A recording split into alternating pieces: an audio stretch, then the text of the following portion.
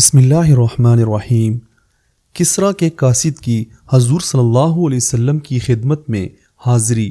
ابو نعیم اور ابن سعد رحمۃ اللہ علیہ نے شرف المصطفیٰ میں بطریق ابن اسحاق زہری سے انہوں نے ابو سلمہ بن عبد الرحمن رضی اللہ عنہ سے روایت کی کہ جب رسول اللہ صلی اللہ علیہ وسلم کا مکتوب کسریٰ کو ملا تو کسریٰ نے یمن میں اپنے عامل کو لکھا، اس شخص کے پاس جو حجاز میں ظاہر ہوا ہے اپنے پاس سے 2 بہادر آدمیوں کو روانہ کرو تاکہ وہ دونوں ان کو میرے پاس لے کر آئیں۔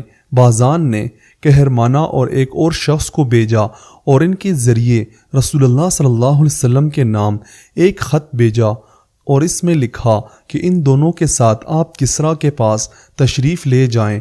بازان نے کہرمانہ سے کہا کہ اس شخص کی طرف غور سے دیکھنا کہ وہ کس شان کا اور ان سے گفتگو کرنا اور ان کی خبر مجھے لا کر دینا۔ چنانچہ وہ دونوں نبی صلی اللہ علیہ وسلم کے دربار میں آئے اور حضور اکرم صلی اللہ علیہ وسلم کو انہوں نے پیغام پہنچایا۔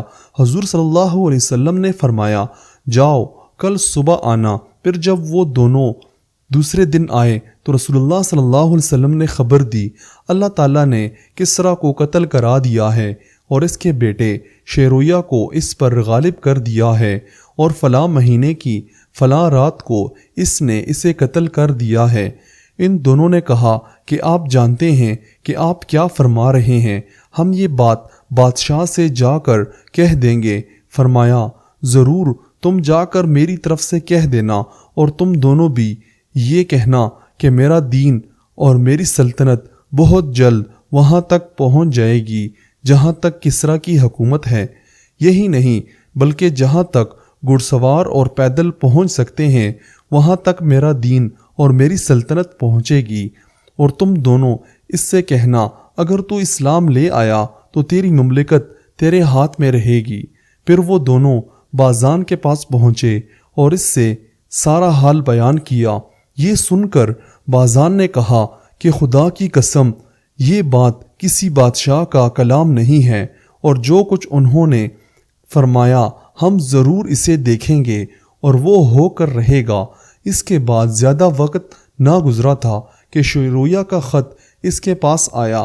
اس نے لکھا تھا، میں نے پارس کے غضب کی خاطر کسریٰ کو قتل کر دیا ہے، جبکہ اس نے فارس کے سرداروں کو ہلاک کرنے کا ارادہ کیا۔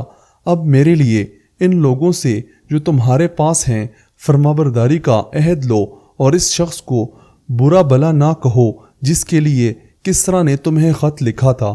جب بازان نے یہ خط پڑھا تھا تو وہ کہنے لگا، بے شک یہ نبی مرسل ہے، اور وہ اسلام لے آیا، اور آل فارس کے بہت سے لوگ مسلمان ہو گئے۔